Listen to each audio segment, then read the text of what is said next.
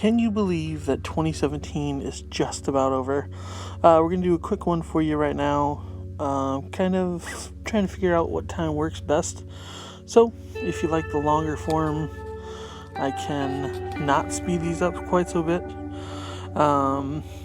This is the last one that is from the side shot. The next couple ones will be overhead shots. Also trying to figure out how I want to work Patreon, because I don't want to be spamming these a few of these a week. So I think I will upload a couple of them, and then I'll keep one separate just for my Patreon patrons over there. So if you're digging these, you're going to get a special one each week on Patreon. Also with She-Sember coming up, we're going to be drawing lots of ladies, and you probably get some extra insight into why I picked who I picked on those days. So look forward to that. But I wanted to reminisce about 2017 a little bit. 4 of my favorite moments that happened this last year. The first one was definitely the Casca painting being realized. If you recall, the end of 2016, I had seen the sketch that my artist friend had been working on, and she nailed the concept. Like, I gave her just a little to work on, and like, she just, first shot, knocked it out of the park. And seeing that come to life in her oil painting, like, there was no better feeling that I got this year. Second one would definitely be the Roomies and Movies podcast that I'm doing with Luke. Every week we get to watch movies.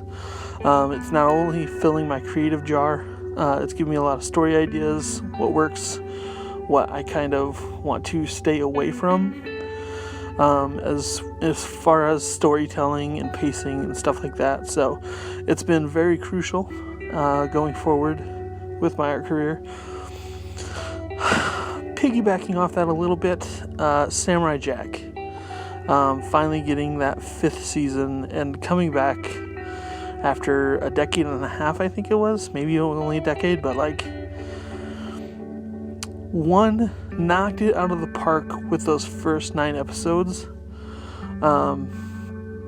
Just something, I hadn't realized that Samurai Jack was so episodic. And then trying to turn that into an overarching story for that last arc, and then wrapping it up. It kind of didn't end the best, but it did end, and I mean, that just shows me how important sticking the landing is. I'm alright with the ending it got. It kind of got rushed because he wanted to explore more than what he figured he would, but like, those first 9 episodes are so strong. Each one of them explores such a wild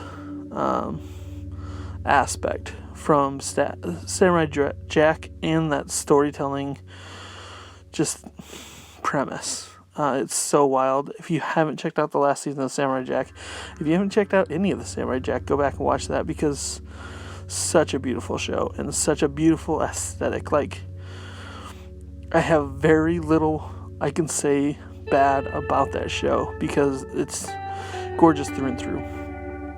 The final thing has been seeing all the progress I've been working towards this year. My art's definitely getting better, stronger. I love just flipping through my sketchbook and seeing how far that I've come. Even the top of this page, you'll see right now, it was CBG 19 next to a Dodge Viper. I would have never dreamed that I could get that close to her shadow, and like the front end of a Dodge Viper. Like, get out of here. That would have never happened last year. It probably would have never happened the first part of this year. So yeah, just watching my process grow this whole year has just been wild, and I'm excited to do it again next year.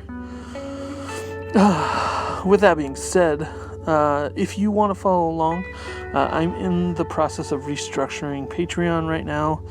I've got to take some names off, rearrange the end card.